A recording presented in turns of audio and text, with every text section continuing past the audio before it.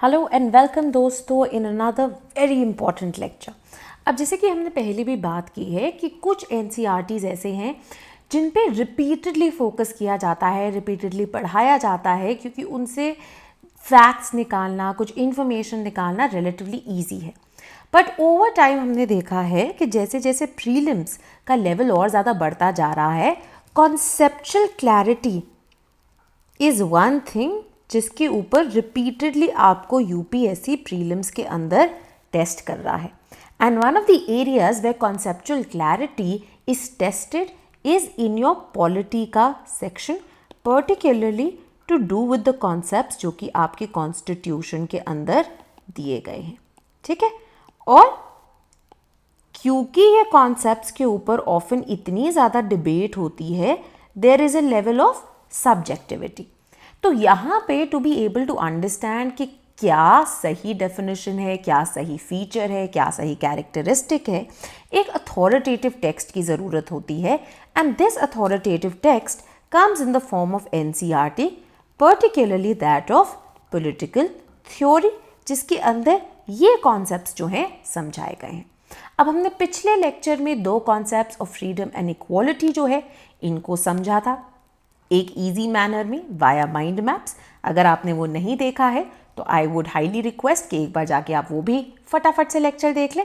आज के लेक्चर में हम दो और इम्पॉर्टेंट कॉन्सेप्ट्स को कवर करेंगे जो कि हमारे कॉन्स्टिट्यूशन में पाए जाते हैं, that of rights and then of secularism. सबसे पहले आता है द आइडिया ऑफ राइट्स। अब राइट्स एक ऐसा टर्म है, कॉन्सेप्ट है जो कि इतनी ज़्यादा यूज़ किया जाता है बट थोड़ा कम समझा जाता है। अब राइट्स का आइडिया क्या है? राइट्स हम बुलाते किसको हैं? जो भी चीज़ मैं चाहूँ या वांट करूँ, क्या वो राइट है या फिर इससे कुछ डिफरेंट है? अब हम कहते हैं कि राइट्स को इजी भाषा में एक इंटाइटलमेंट या फिर एक जस्टिफाइड या लेजिटिमेट क्लेम की जैसे समझा जा सकता है। ठीक है, इंटाइटलमेंट या फिर लेजिटिमेट और जस्टिफाइड क्लेम। लेजिटिमेट यहाँ पे समझना बहुत ज़्यादा ज़रूरी है, बिकॉज राइट के अंदर ना ही सिर्फ ये मानना कि हाँ जी मेरे पास ये राइट है, बट रिकग्नाइज होना by the rest of the people, चाहे ये सोसाइटी हो, ये स्टेट हो, ये रिकग्नाइज करें कि हाँ जी ये जो आप मांग रहे हैं क्लेम या इंटाइटलमेंट, हम कह रहे हैं कि ये आपको बिलोंग करता है, ये उसे लेजिटिमेट बनाता है, जस्टिफाइड बनाता है। अब ये बहुत सारे बेसिस पे मांगा जा सकता है ना। आप इसे कॉन्स्टिट्यूशन के बेसिस पे मांग सकते हैं, किसी लॉ के बेसिस पे मांग सकते हैं, कस्टम के बेसिस पे भी राइट्स माने जाते हैं, एक बेसिक ह्यूमैनिटी के बेसिस पे, नेचुरल लॉ के बेसिस पे भी। तो क्या सोर्सेज है या क्या बेस है इन राइट्स का, वो हम आगे डिस्कस करेंगे। बट आइडिया क्या है कि पहली चीज मैंने क्लेम किया है and then state and society ने भी कहा है that yes we recognise as this being your claim which adds a sense of legitimacy to it. ठीक है, which is why ये justified है, ये legitimate है।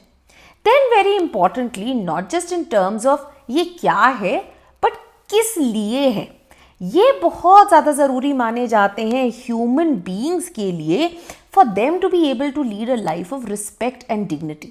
सेल्फ रिस्पेक्ट, डिग्निटी के लिए बहुत ज़्यादा ज़रूरी माने जाते हैं। तभी एनसीईआरटी के अंदर कोट किया जाता है, ये इमैनुअल कांट के साथ जो है इन्हें रिलेट करते हैं। ये कहते हैं, कांट जो है एक चीज़ कहते हैं कि एज ह्यूमंस हमें एक लेवल ऑफ डिग्निटी, एक डिग्निफाइड लाइफ जीना जो है हमारा अधिकार है, बीइंग ह्यूमंस। और ये एक बेसिक लाइफ ऑफ डिग्निटी जीने के लिए ये राइट्स एज क्लेम्स बहुत ज़्यादा ज़रूरी होते हैं। Now, not just self-respect and dignity, but in fact, अगर आप अपने टैलेंट्स को, अपनी कैपेबिलिटीज़ को, अपनी पोटेंशियल को बनाना चाहते हैं, डेवलप करना चाहते हैं, तो उसके लिए भी ये जो राइट्स हैं बहुत ज़्यादा ज़रूरी हो जाते हैं। ठीक है, तो इसीलिए हमारी जो वेल बीइंग है, एक वेल बीइंग के लिए भी, ओवरऑल वेल बीइंग के लिए भी ये राइट्स का idea becomes very very important. ठीक है, तो इसलिए अब हमने तीन मेन बेसिस जो हैं मोटे मोटे एनसीईआरटी ने समझा दिए, जिनके बेसिस पे ये कहते हैं कि आप राइट्स को समझ सकते हैं।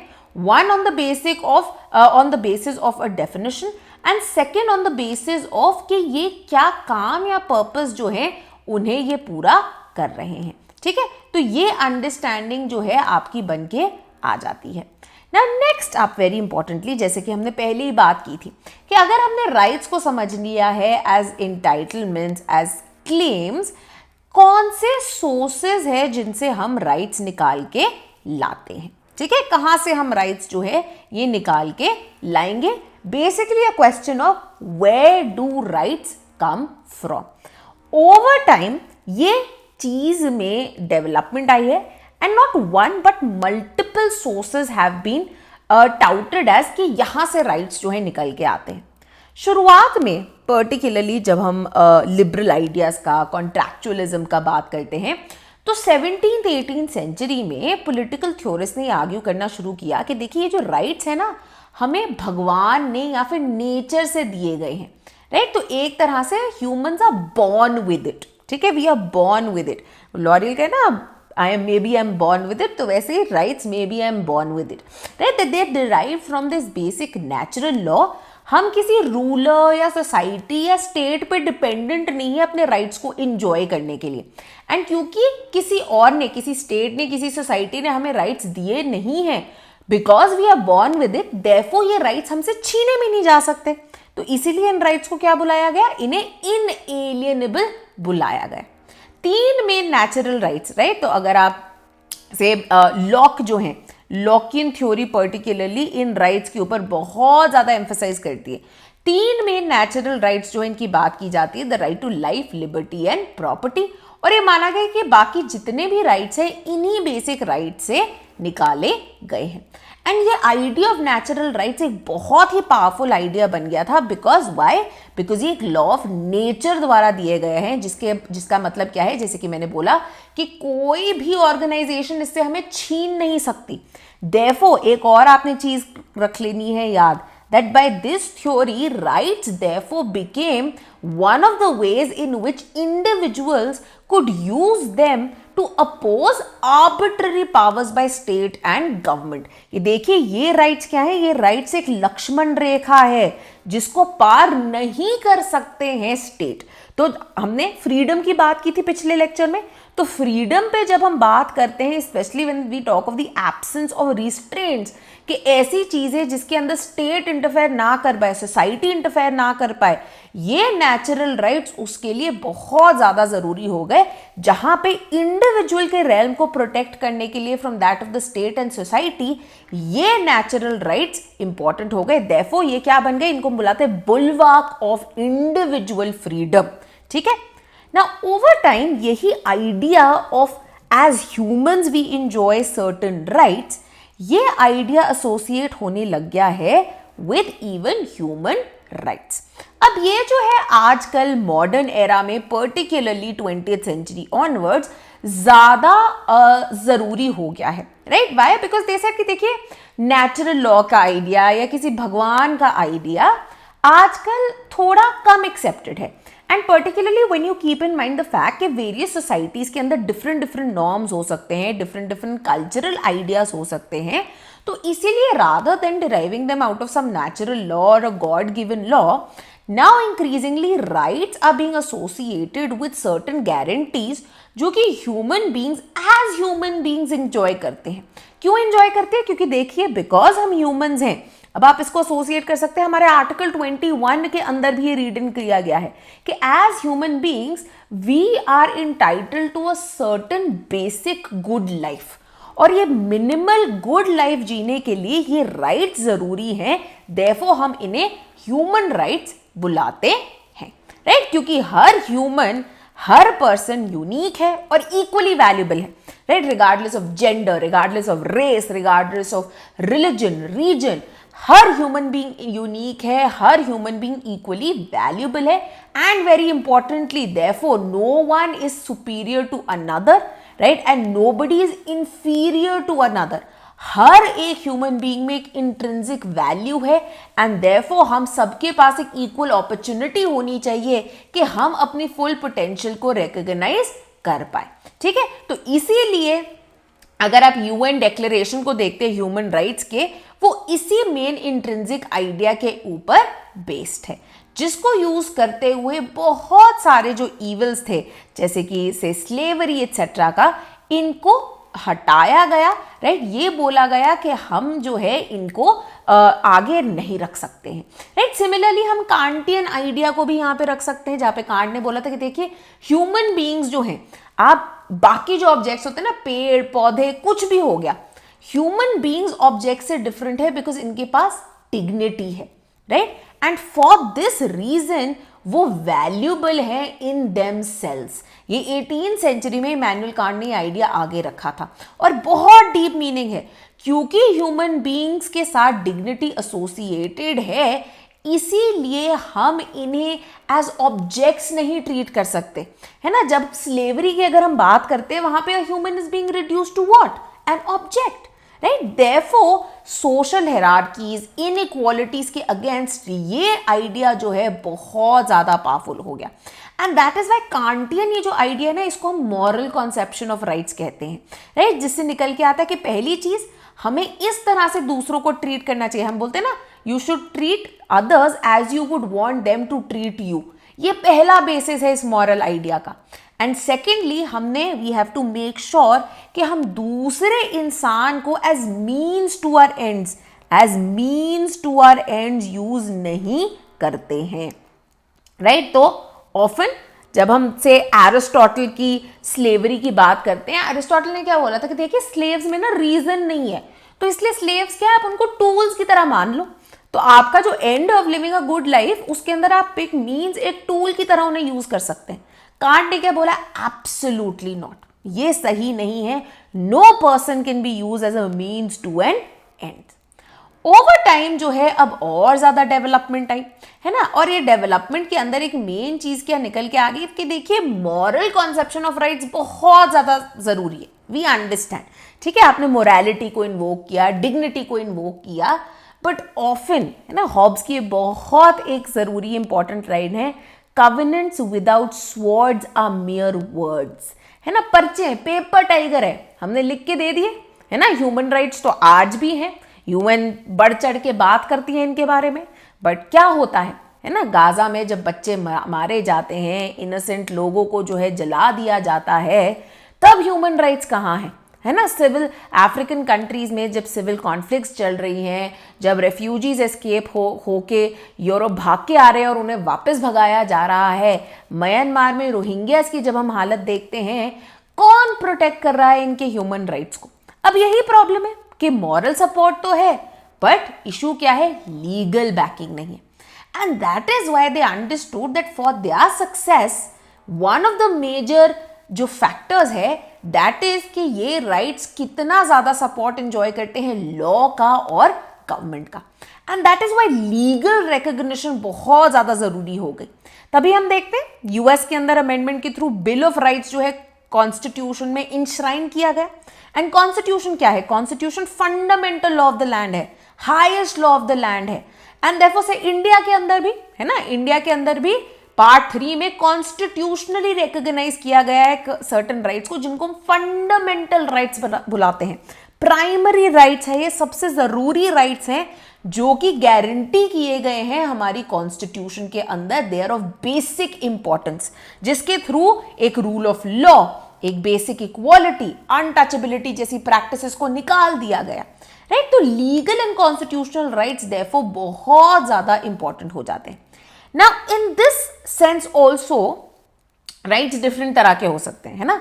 ये नेगेटिव राइट्स भी हो सकते हैं, ये पॉजिटिव राइट्स भी हो सकते हैं, राइट। नेगेटिव राइट्स जो है फॉलो थ्रू करते हैं इसी लॉजिक से कि हमने जो आर्बिट्ररीनेस है स्टेट की उसको रिस्ट्रेन करना है, उससे इंडिविजुअल फ्रीडम को बचा के रखना है। On the other hand they can also be certain rights which are directed towards the state. They are demands made on the state, जिनको फुलफिल करना है स्टेट ने।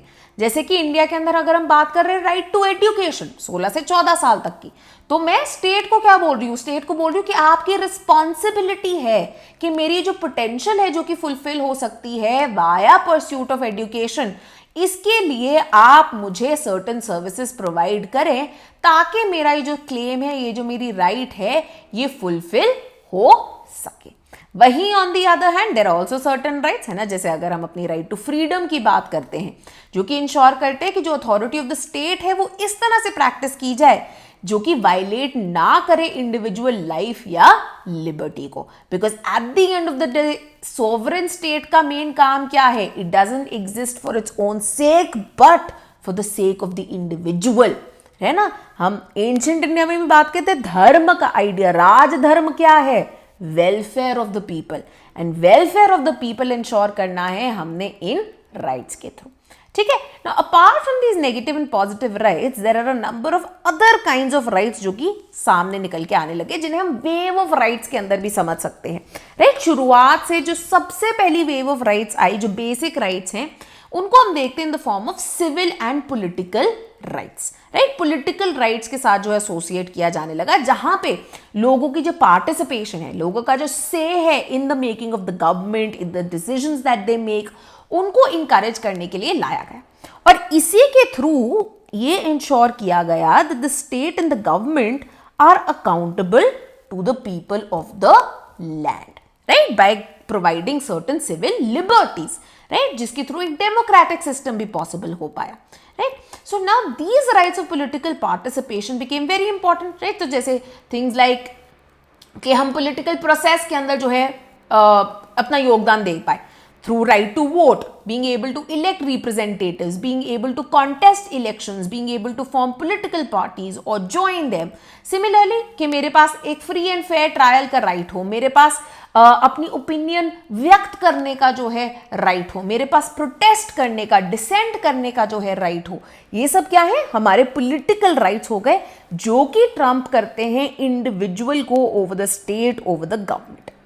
देन वेरी इंपॉर्टेंटली हमें समझ में आने लग गया ओवर टाइम कि देखिए अभी सेकेंड वेव ऑफ राइट्स हो गए इन the form of economic rights, right. तो स्पेशली जब मार्क्सिज्म, सोशलिज्म की वेव चढ़ी, तब ये इंपॉर्टेंट हो गई। इन्होंने बोला पॉलिटिकल पार्टिसिपेशन तो चलिए जरूरी है, बट पॉलिटिकल पार्टिसिपेशन किस काम की, अगर हमारे रोटी कपड़ा मकान ही जो है फुलफिल नहीं हो रहा, अगर हमारी जो बेसिक नीड्स है फूड की, शेल्टर की, क्लोथिंग की, वो ही पूरी नहीं हो पा रही है, राइट। अगर एक इंसान सड़क पे रह रहा है, अगर उसके पास अपने बच्चों को खिलाने के लिए पैसा नहीं है, तो पॉलिटिकल पार्टिसिपेशन किस काम की है, राइट। देयरफॉर हमें सर्टेन मिनिमम इकोनॉमिक राइट्स की भी रिक्वायरमेंट है, जैसे कि हाउसिंग की, अनएम्प्लॉयमेंट अलाउंस की, मिनिमम वेज की, ये सारी चीज़ें जो है हमारे लिए ज़रूरी हो जाती है।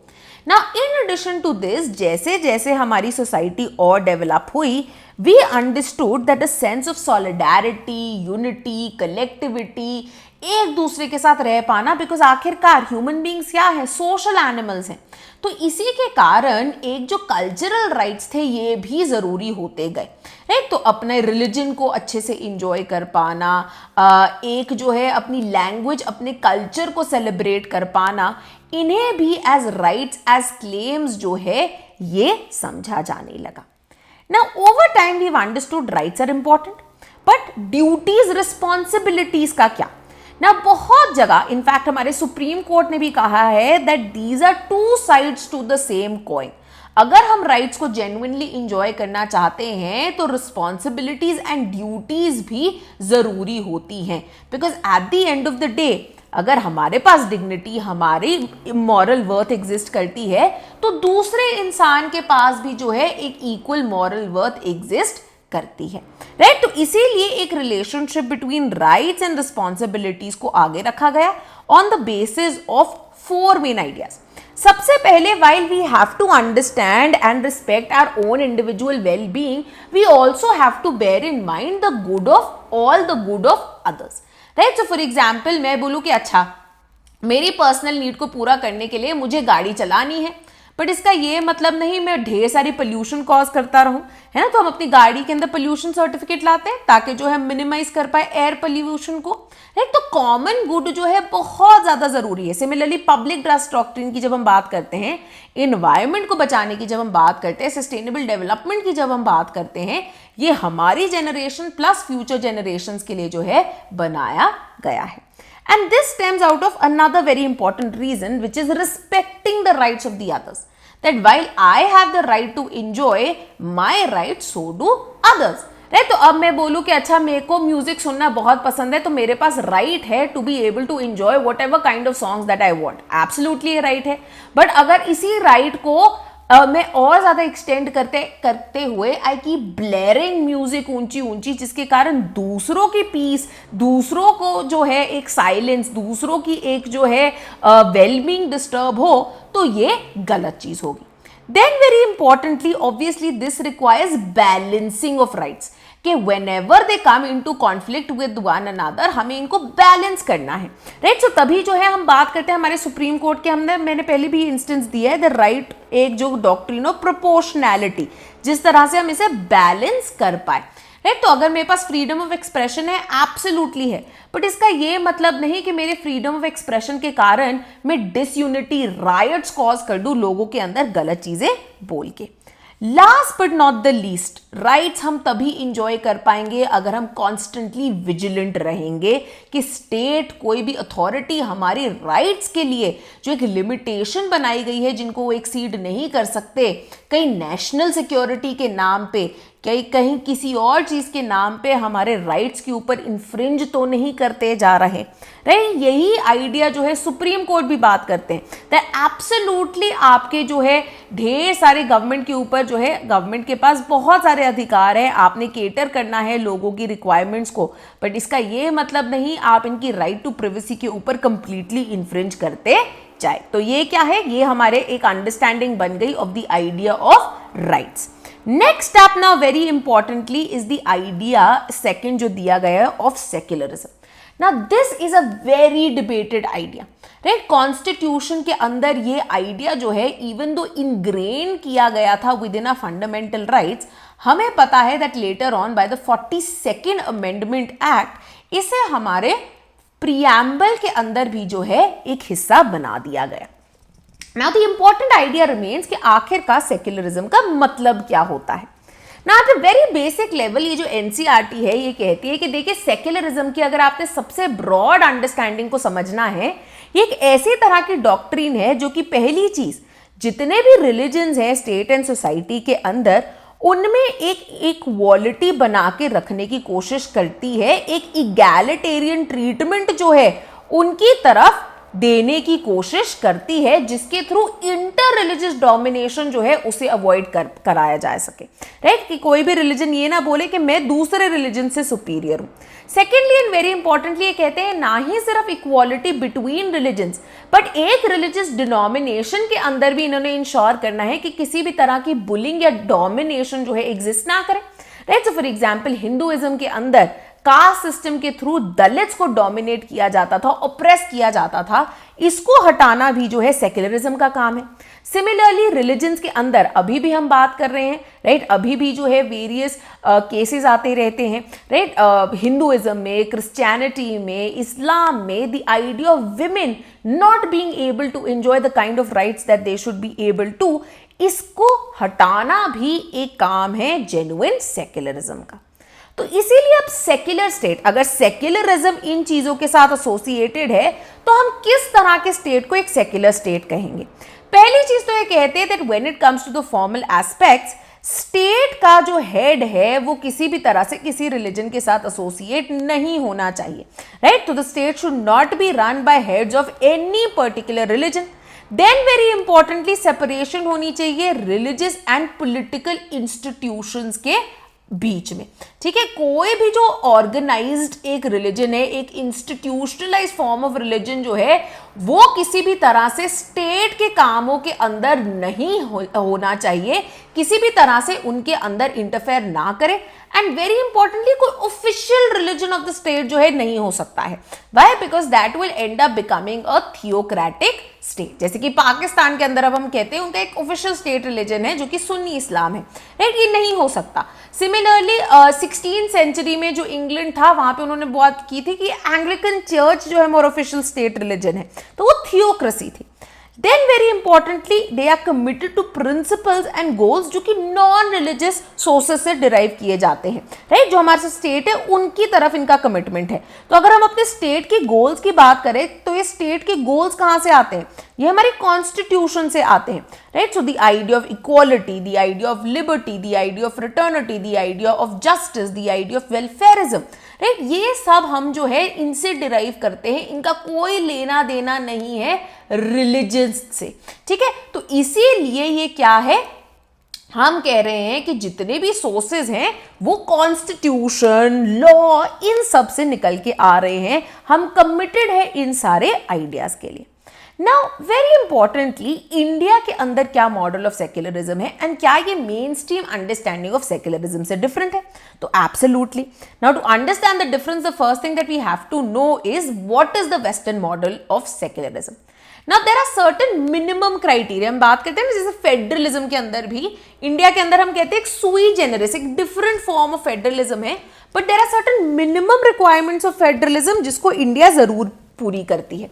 उसी तरह से एक सेक्युलर स्टेट होने के लिए भी there are certain minimum requirements जो कि फॉलो थ्रू की जाती है ना। मेन स्ट्रीम या वेस्टर्न सेक्युलरिज्म के अंदर एक चीज कॉमन है कि इनके अंदर कोई इस्टैब्लिश्ड रिलीजन नहीं है, कोई स्टेट का ऑफिशियल रिलीजन नहीं है, राइट। एंड सबसे ज्यादा इसके अंदर जो पॉपुलर कॉन्सेप्शन मानी जाती है that is the American model of secularism, जो कि अगेन फ्रेंच मॉडल जो है उससे रिलेटेड है, which follows the fact that there is a complete separation of state and religion, right. Complete separation है and this is based on the mutual exclusion between state and religion. जिसका मतलब क्या है, state दखलंदाजी नहीं करेगा into the affairs of religion and similarly religion भी interfere नहीं करेगा into the affairs of the state, right. ये आइडिया जो है उन्होंने आगे रखा।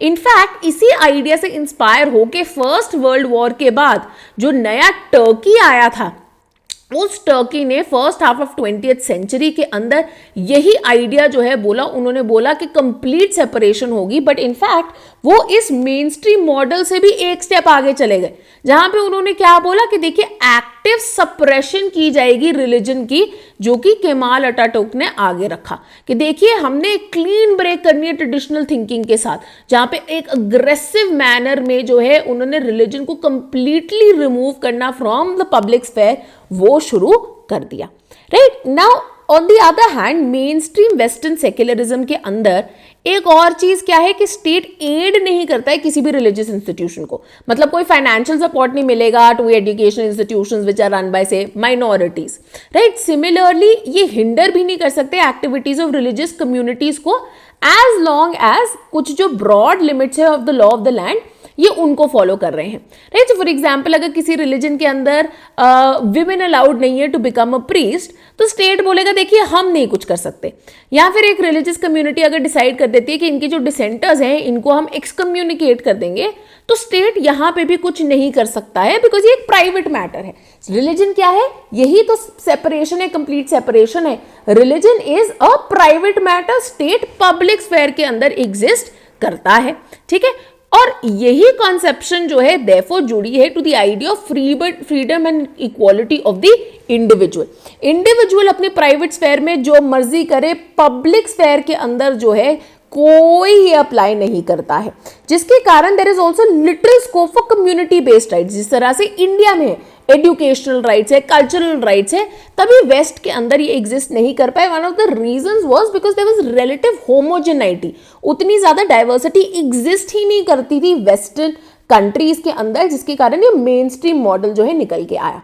वही on the other hand India के अंदर ऐसा मॉडल एक्सेप्ट करना बहुत ज्यादा डिफिकल्ट था, बिकॉज इंडिया जो है एक रिलीजियस सोसाइटी है, बहुत ही इंट्रिंसिक रिलेशनशिप रहा है रिलीजन के साथ ही में it is a country of great diversity. Therefore the kind of model that we followed is that of, जिसको बुलाया जाता है प्रिंसिपल्ड डिस्टेंस। ये आपने याद रखना है, कंप्लीट सेपरेशन या म्यूचुअल एक्सक्लूजन नहीं है, बल्कि क्या है, एक प्रिंसिपल्ड डिस्टेंस है बेस्ड ऑन द आइडिया कि देखिए हमने इक्वल रिस्पेक्ट प्रोवाइड करनी है, इक्वल प्रोटेक्शन प्रोवाइड करनी है सारे तरह के रिलीजन्स को, ठीक है। तो अब इन्होंने क्या बोला कि देखिए इंडियन सेक्युलरिज्म जो है डिफरेंट होगा, ये एक कंप्लीट सेपरेशन पे डिपेंडेंट नहीं होगा। क्योंकि इतनी डीप रिलीजियस डाइवर्सिटी है, रिलीजियोसिटी है, तो आइडिया ऑफ टॉलरेंस जो है बहुत ज़्यादा ज़रूरी है।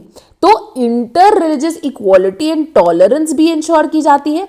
साथ ही साथ में ये भी इंश्योर किया जाता है दैट विद इन रिलीजन्स अगर कोई प्रॉब्लम एग्जिस्ट करती है, अगर कोई हायरार्की एग्जिस्ट करती है, अगर some form of operation exist करता है, तो स्टेट ने उससे करेक्ट करने की भी कोशिश की, right. So for example untouchability को रिमूव करना, right, with in a religion problem थी, हिंदुइज्म के अंदर मेनली ये प्रॉब्लम थी, बट सेक्युलरिज्म में ये नहीं बोला कि अच्छा ये तुम्हारा प्राइवेट मैटर है, नहीं, उन्होंने बोला हम इंटरफेयर करके इस अनटचेबिलिटी को हटाने की कोशिश करेंगे और इंश्योर करेंगे कि किसी भी तरह से प्रैक्टिस ना की जाए।